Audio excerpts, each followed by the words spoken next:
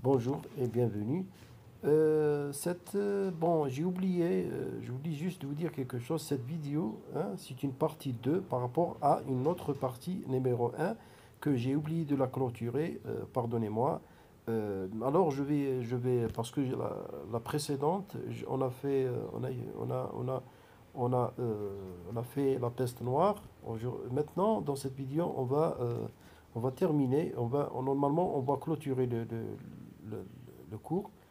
On va entamer avec la guerre des successions et les guerres civiles. Bon, lorsqu'il s'agit de de succession, il faut savoir que c'est une situation qui est déroulée ou bien qui est un je dirais, un des événements je dirais, par rapport à au Moyen Âge, par rapport à cette période.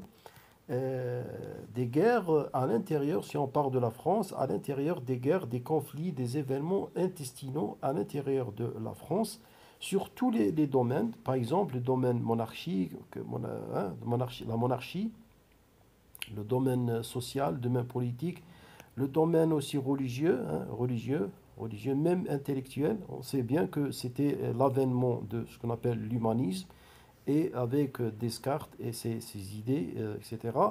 Aussi, il y avait cette rivalité et cette querelle, si on peut dire, entre les chrétiens et les catholiques.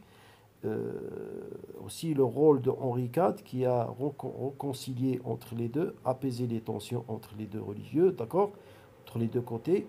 Il y avait des événements, c'est-à-dire énorme aussi c'est-à-dire la guerre des croisades aussi était dans son apogée, était en cours des dernières guerres de croisade, ou bien voilà, parce que la guerre de croisade, on sait bien, a commencé entre 5e siècle c'est-à-dire par rapport à la période du Moyen Âge, entre 5 et 15e siècle.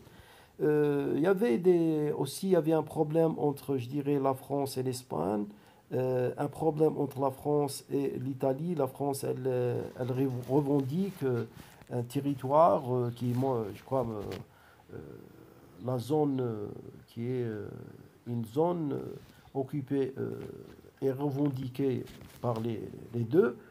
Euh, voilà. Il y avait un tas d'événements qui ont, qui ont marqué la guerre de succession et les guerres civiles, qui ont coûté, je dirais, des centaines voire des milliers de vies.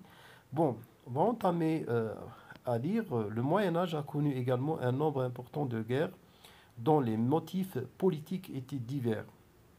Les guerres de succession ont marqué la fin du XIIIe siècle avec la guerre de Cent Ans. À l'origine de ce conflit, la question de la succession sur le trône de France et quelques territoires revendiqués par le roi d'Angleterre dans le royaume de France. Le conflit conduit les alliés des deux royaumes à participer à la guerre ayant duré 116 ans, 116 ans et c'est à cause des alliances les réunissant en royaumes belligérants entre les deux, France et Angleterre. Hormis la guerre de Cent Ans, la France et l'Angleterre se trouvèrent en guerre civile, la guerre en Armagnac et Bourguignon pardon, en France. Bon, Bourguignon, ça c'est le nom d'une famille qui a été un des responsables de, voilà, un des causes qui ont coûté la vie à Jeanne d'Arc, je ne sais pas si vous connaissez ça, ainsi que la guerre des deux roses en Angleterre. Il y avait une guerre qui porte le nom de la guerre de Rose. L'assassinat du duc d'Orléans par les hommes du duc de Bourgogne a conduit à une guerre civile entre des Français qui voulaient venger la mort du duc d'Orléans. La guerre s'achève par un traité de paix signé en 1435 après l'assassinat du duc de Bourgogne en 1419, pardon. La guerre des deux roses est à son tour une guerre civile entre les York et les Lancaster. un conflit qui s'achève par une paix et une alliance des deux maisons. C'est-à-dire la guerre des Gaules, elle était, je dirais, entre les Anglais, hein. Et puis, bon, pour expliquer ce passage, la guerre de succession, voilà, on a cité énormément de problèmes et de conflits. Était une guerre vraiment, était une guerre qui a poussé à d'autres événements, ainsi la guerre civile en France, et aussi le conflit entre la France et l'Angleterre, et aussi d'autres événements qui ont, je dirais, contribué à ce qu'on appelle la guerre des Cent Ans, euh, et aussi à l'assassinat du duc d'Orléans. Voilà, tous ces événements sont très très importants à les prendre en considération et les noter. Maintenant, 3, une démographie décroissante. Qu'est-ce que ça veut dire?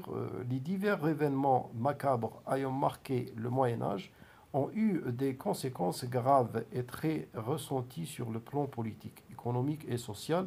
L'instabilité politique a souvent été le mobile pour le déplacement et les migrations vers des régions plus sécurisées. Bon, je vais expliquer, c'est-à-dire par segment.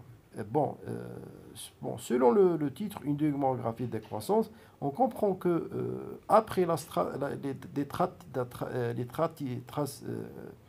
les tragédies, je dirais, commises pendant, je dirais, le Moyen Âge et aussi précisément par rapport à, c'est-à-dire à la guerre de succession et la guerre civile, les populations, je dirais, vulnérables, il fallait trouver un seul, je dirais, un seul choix devant eux, un seul choix de quitter, de s'immigrer, de déplacer pour éviter la mort, pour éviter euh, voilà, pour éviter ces,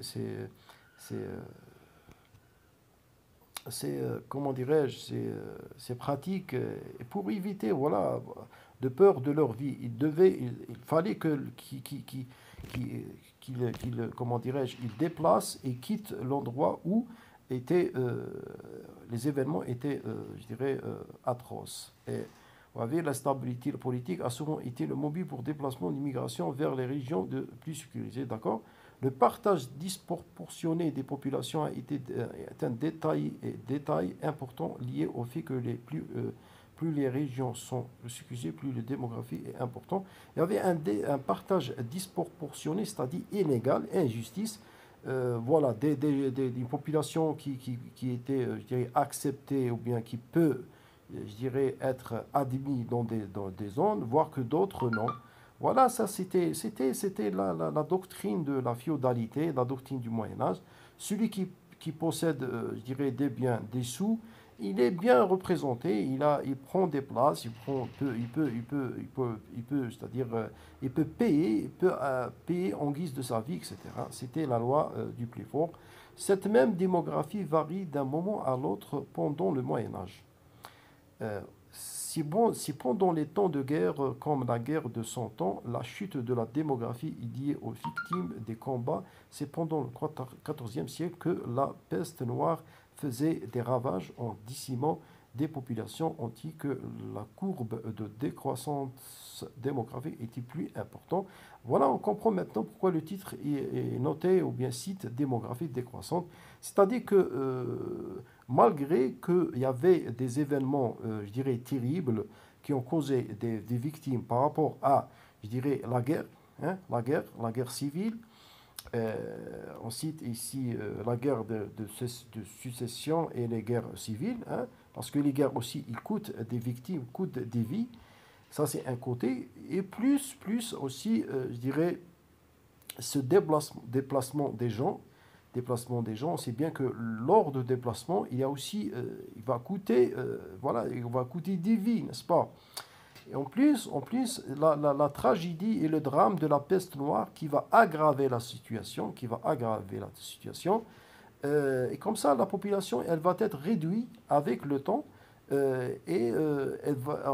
est devant une problématique démographique et surtout lorsque l'auteur, c'est-à-dire cite le drame ou bien la peste, l'événement de la peste noire à la fin c'est-à-dire oui, pendant le 14e siècle, c'est-à-dire à la fin, il reste une année pour que le Moyen Âge finisse.